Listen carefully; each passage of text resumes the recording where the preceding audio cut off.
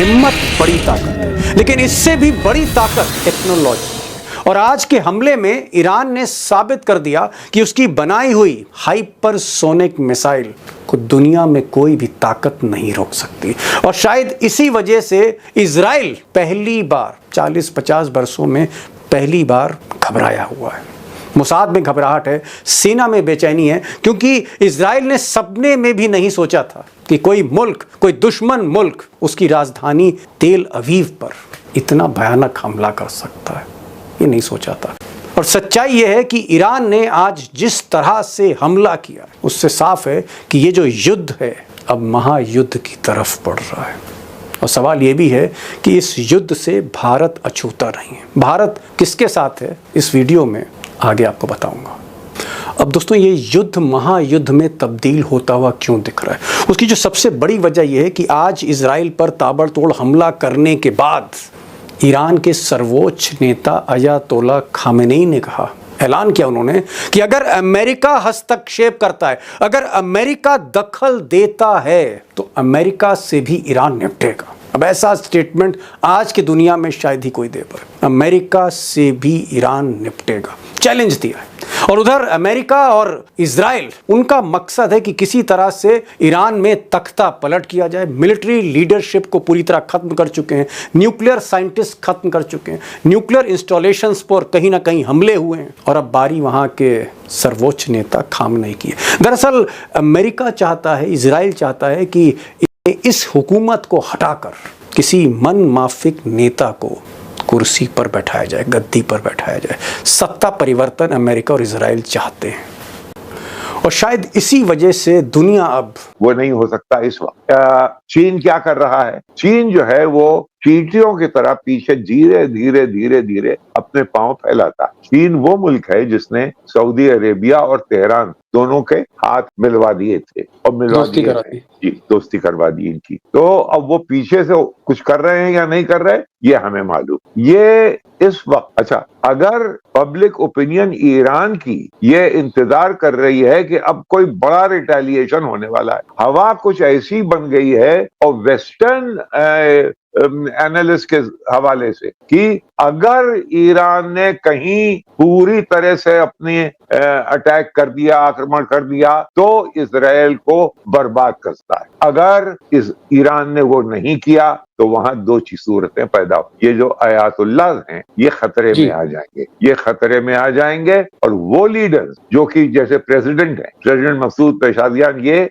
इनमें और अयातुल्ला के बीच में जरा सा टेंशन, अयातुल्ला हॉक समझे जाते हैं, ये मॉडरेट समझे जाते हैं। तो अगर ये मॉडरेट और हॉक्स का झगड़ा अंदर एग्रीवेट हो गया, अगर रिटेलिएशन ऐसा नहीं हुआ जो कि क्रेडिबल हो और जो कि ईरान की नेशनलिज्म जिसे हजम कर सके, तो ये भी अभी देखने की बात है। नकवी साहब, आपने 2-3 इंपॉर्टेंट बातें कही। आपने जो बातें कही, आपने कहा एक तो वो जो पूरा मिडिल ईस्ट है, हर मुल्क में कहीं ना कहीं अमेरिका की छावनी बनी हुई है, वहां उसके जवान तैनात हैं, वहां हथियार सब कुछ है मुहैया। और नेतन्याहू जो इजराइल के प्राइम मिनिस्टर हैं, वो चाहते हैं कि कहीं ना कहीं ईरान के साथ जो गोलाबारी है उसमें 4-5 अमेरिकी जवान हलाक हो जाएं, फिर अमेरिका भी इसमें इन्वॉल्व हो जाए, फिर अमेरिका ही निपटा देगा। एक तो बात आपने ये कही। दूसरा आपने ये कहा कि अगर जो खमेनाई साहब हैं, अयतोला खमेनाई साहब जो हैं, जो सुप्रीम लीडर हैं, अगर उन्होंने खुलकर एक जबरदस्त हमला नहीं बोला, इजराइल को आधा तबाह नहीं किया, तो वहां पर जो आवाम का सेंटिमेंट्स है वो थोड़ा सा उनके पक्ष में नहीं जाएगा। ये दो चीजें बताई। लेकिन मैं आपसे पूछ रहा हूं कि ये तो चलिए आपने बताया कि चीन चींटी की चाल चल रहा है, समझो चीन चींटी की चाल चल रहा है, चीन धीमे धीमे मदद कर रहा है, रूस यूक्रेन में फंसा हुआ है। मुझे ये बताइए कि वाकई अगर ईरान ने ताबड़तोड़ हमले कर दिए, और क्योंकि अभी दोनों तरफ से एस्केलेशन हो रहा है, तो क्या अमेरिका इस जंग में कूदेगा? फ्रांस और जर्मनी आएंगे इजराइल के पीछे, और तब हम इस युद्ध को महायुद्ध की शक्ल में देख सकते हैं? मैं इंतहा पूछ रहा हूं। फ्रांस और जर्मनी इसमें कूदेंगे नहीं। देखिए, अमेरिका का और इजराइल का रिश्ता जो है, जिसे कहते हैं जॉइंट एट द हिप, वो जो बच्चे पैदा होते हैं ना, जो कि यहाँ पे कमर पे बिल्कुल जुड़वा होते हैं एक ही साथ, तो ये इमेज बनाई गई है अमेरिका की और इजराइल की। और खासकर पिछले 30 साल से। क्यों? इसलिए कि अमेरिका में एक चीज है जिसका नाम है, अमेरिका लॉबीज के ऊपर चलता है, बड़ी बड़ी लॉबी। वहां जो सबसे ज्यादा मजबूत लॉबी है, जिसकी पावर कोई मेजर नहीं कर सकता, यानी उसको कहते हैं इजराइल लॉबी। वहां के यहूदियों की, ज्यूज की, जी, यहूदियों की लॉबी, इजराइल लॉबी।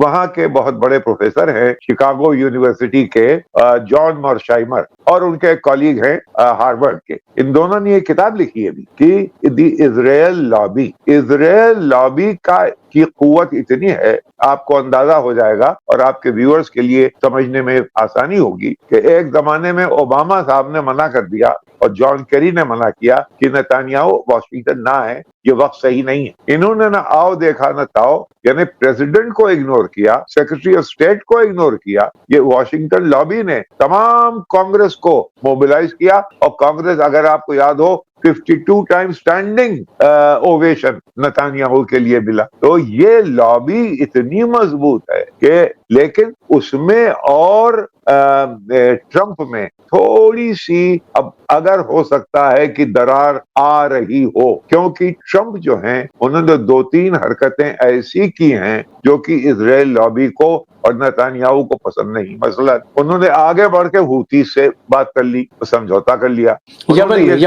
यमन में बिल्कुल सही इमदाद कर रहे हो तो हमारे, और दूसरे ये कि इधर ईरान के साथ, अब ईरान तो उनके लिए बिल्कुल एक एग्जिस्टेंशियल मामला है इजरायलियों के लिए, और नेतन्याहू ने उसको एक बहुत बड़ा हवा बना रखा है, उससे बातें हो रही हैं। ईरान ने उनको फंसाया इस चक्कर में कि डायरेक्ट बात नहीं कर रहे हैं। क्यों? क्योंकि ट्रंप साहब टीवी शो के मास्टर हैं। उन्होंने जेलेंस्की को ओवल ऑफिस में बुलाया और बुला के उसको उसकी, जिसे हमारी जुबान में कहते हैं, उसकी कटिया खड़ी कर दी। यानी उससे कहा कि देखो, तुम्हारे पास कुछ भी नहीं रहा है, तुम, अगर हम लोग तुम्हें छोड़ दें ऐसे ही तो तुम खत्म हो जाओ। यानी ये बाकायदा लाइव टेलीविजन पे, ये ईरानी ये सब जानते हैं। उन्होंने कहा हम इनको मौका ही न देंगे, ऐसी बातें होंगी जो इनडायरेक्ट होंगी। तो बीच में ओमान आ गया, वो इस कमरे में इनसे बात करता है, उस कमरे में उनसे बात करता है, और ये अच्छा उन जगह कर रहा है, या तो ओमान की एम्बेसी के अंदर कर रहा है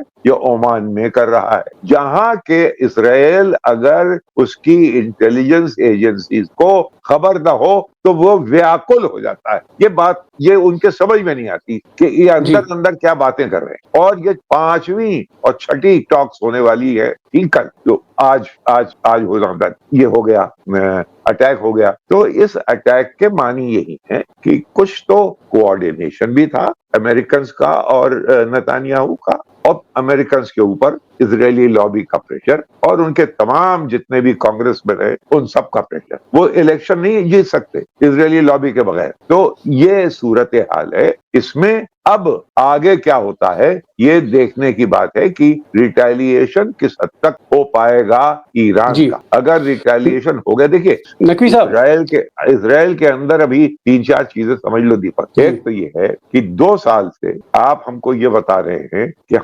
हमने हमास को खत्म कर दिया, तो अभी तक मारी क्यों हो रही है?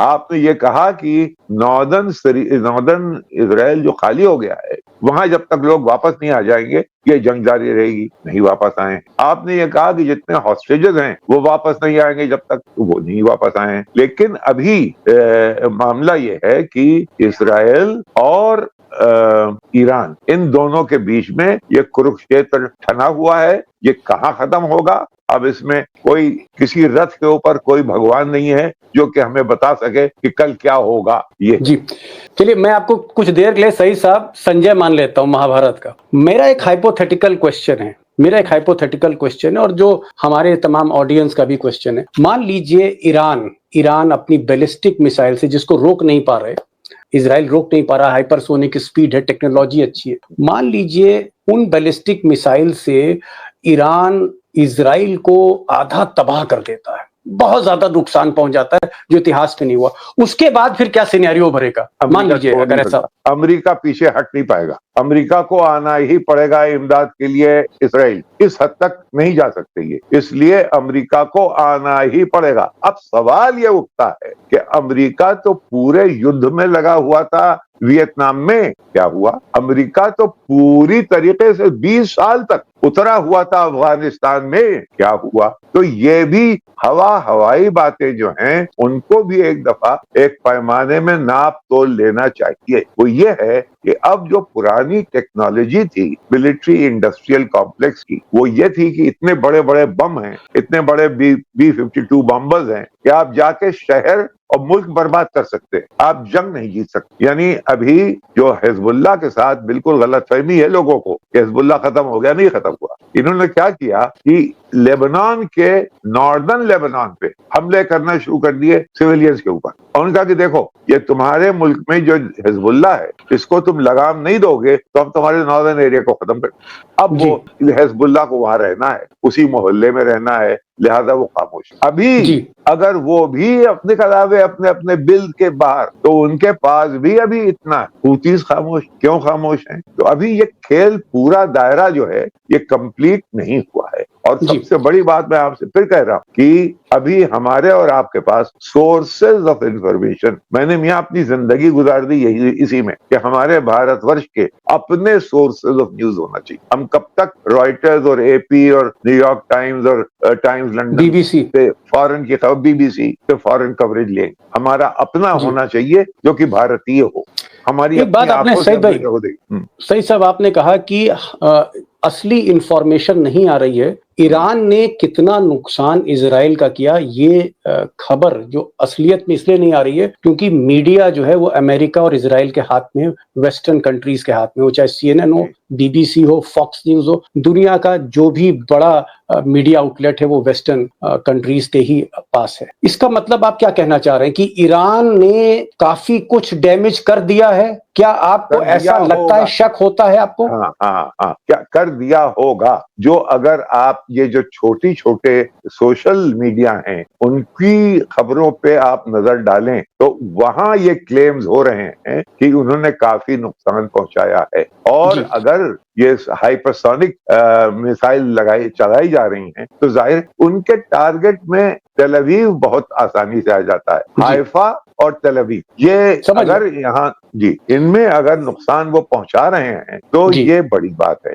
ये बड़ी आपने बात कहा है कि जो हाइफा पोर्ट है जो मोदी जी अडानी जी को दे रहे थे, वहां एक सड़क बना रहे थे वो हाइफा पोर्ट और तेल अवीव जो राजधानी है, तेल अवीव जो उनकी राजधानी, वो टारगेट। मैं एक चीज पूछना चाह रहा हूँ, जो तस्वीरें हमने देखी खासकर ईरान से जुड़ी मीडिया से या आप कह सकते हैं अरेबिक मीडिया में देखी, उसमें जो तस्वीरें आई हैं काफी नुकसान है। तेल अवीव में काफी नुकसान हुआ है। और जिस आयरन डोम की बात कर रहे थे कि साहब ऐसा कवच है कोई मिसाइल नहीं मार सकती, और ये कहा जाता था कि अमेरिका और इजराइल के पास वो तकनीक है, वो साइंस है कि परिंदा पर नहीं मार सकता, लेकिन यहां हमने देखा कि ईरान की बैलिस्टिक मिसाइल अंदर घुसी और काफी तबाही करी है उन्होंने। तो क्या ईरान के पास टेक्नोलॉजी है? क्या वाकई ईरान इस जंग को महीनों तक लड़ सकता है? क्या ईरान की टेक्नोलॉजी के पीछे चाइना, रशिया है? कौन है इसके पीछे? ईरान के ड्रोन्स काम आ रहे हैं रूस के यूक्रेन में, ये टेक्नोलॉजी है और इन्होंने अगर आप बड़ी बात कह रहे हैं नकवी साहब, आप कह रहे हैं कि ईरान जो है रूस को मदद कर रहा है। कर चुका है, जिसके के इस्तेमाल भी हो चुके हैं। Oh my God! इनके पास टेक्नोलॉजी ड्रोन्स की बहुत है, इनके पास टेक्नोलॉजी ये मिसाइल्स की बहुत है। तभी तो ये झगड़ा जो हो रहा है, ट्रम्प की टीम, ये स्टीव विटकॉफ और इनके फॉरेन मिनिस्टर, इनमें अमेरिका की डिमांड यही है कि आप अपने मिसाइल प्रोग्राम भी बंद कर दीजिए, आप अपना ये जो एनरिचमेंट का प्रोग्राम है वो बंद कर दीजिए। वो कभी बंद करेंगे नहीं। तो अच्छा, इसका नतीजा क्या होगा? अब आप ये देखिए कि दुनिया में इस वक्त एक साहब हैं, उनका नाम है किम इल यून, छोटा सा मुल्क है ऊपर, नॉर्थ कोरिया, उसको आप नहीं छू सकते। क्यों नहीं छू सकते? इसलिए कि उसके पास परमाणु शक्ति है। तो अब लोगों की नजर में ये बात, अगर ये बिल्कुल दब गए तो आपने गोया आज नहीं तो कल एक परमाणु मुल्क एक और पैदा कर दिया, यानी ईरान। अब ईरान, अगर ईरान दब गया इस दफे और आपने उसको वो दबा लिया किसी तरीके से, तो आपने ईरान के अंदर लोग क्या कहेंगे? तो यही कहेंगे कि यार अगर हमारे पास न्यूक्लियर पावर होती तो ये ना कर पाते हमारे साथ। देखो वो किम इल जून वहां बैठा हुआ है, छोटा सा नॉर्थ मुल्क कोरिया है, में। नॉर्थ कोरिया में, वो उसको छू नहीं पाते, ये समझे। ये जो है इसका एक नतीजा ये निकलेगा और फिर एक धीरे धीरे धीरे धीरे तमाम ममालिक एक दौड़ने लगेंगे न्यूक्लियर हथियार की तरफ। तो ये न्यूक्लियर जी। इशू को मुद्दा, सेंट्रल मुद्दा बना के नेतन्याहू साहब ने एक ये बला मोल ले ली है कि हम ये नहीं होने देंगे, इसकी वजह से हम इनको मार रहे हैं,